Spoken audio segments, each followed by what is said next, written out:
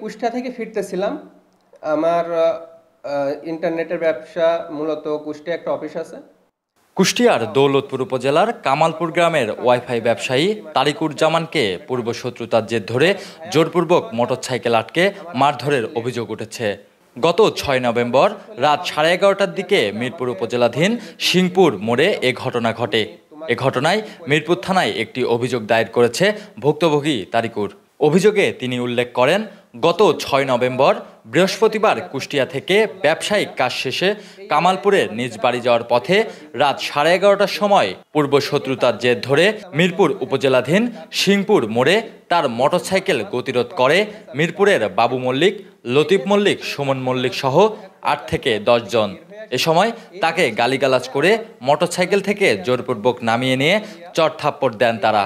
পরে ওয়াইফাই লাইনের তার কাটার অপবাদ দিয়ে মাঠের মধ্যে নিয়ে বেধড়ক মারধর করে অভিযুক্তরা। এ সময় একটি ভিডিও ধারণ করে নেয় তারা।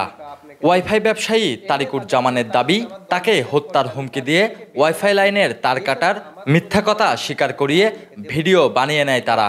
সে সময় ওসব কথা স্বীকার করাতে বেধড়ক মারপিট করে তাকে। তাই প্রাণ বাঁচাতে ভিডিওতে কথা বলেছেন তিনি। তবে এসব কথা সব মিথ্যা। বিষয়টি নিয়ে সংবাদ সম্মেলনও করেছে তারিকুজ্জামান। এ সময় তিনি প্রশাসনের কাছে অভিযুক্তদের কঠিন শাস্তির দাবি জানান। কুষ্টিয়া থেকে ফিরতেছিলাম। আমার ইন্টারনেটের ব্যবসা, মূলত কুষ্টিয়া একটা অফিস আছে। ভাইয়া অসুস্থ ছিল, আর আমার কমিশনের টাকা হিসাবে আমি প্রতি মাসে 5 তারিখে কমিশনের টাকা নিই। তো হঠাৎ ভাইয়া অসুস্থ হওয়ার কারণে আমার আসতে একদিন লেট হয়, এবং কমিশনের টাকা নিয়ে আমি যেতেছিলাম। ওই সময় কোনো কারণবশত আমার ফিরতে একটু লেট হয়েছিল। তখন আনুমানিক 11টা থেকে 11:30 বাজে। আমাকে কয়েকজন মিলে গাড়িটা আটকায়। প্রথমে আমরা হয়তো ভাবছিলাম যে প্রশাসনিক লোকটোক হবে, হয়তো চেক করতেছে। পরে দেখলাম যে না, আমার চিথলিয়া এলাকায় বাবু এবং তার ভাই আর ওর সাথে আরও কয়েকজন ছিল।